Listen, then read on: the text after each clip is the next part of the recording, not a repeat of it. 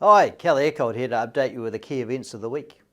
So last weekend, the creme de la creme of global central bankers met in Jackson Hole, Wyoming for a big conference on monetary policy strategy.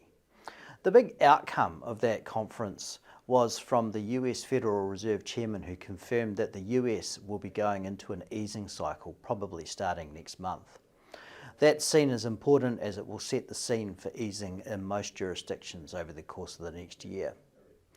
Locally, we got some more data that indicated that the labour market remains relatively weak.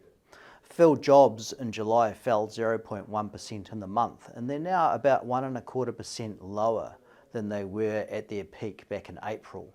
That's a pretty significant fall in a short period of time, and is a key reason why the Reserve Bank turned around and started cutting rates this month.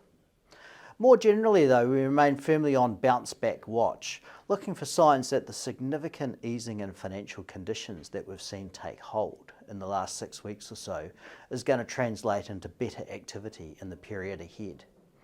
We certainly got some signs of that today with the release of the ANZ Business Confidence Survey, which showed that business confidence has bounced back very strongly in the last month, and indeed is now sitting at decade highs. And at the same time also a lot of the pricing indicators also bounced back a bit.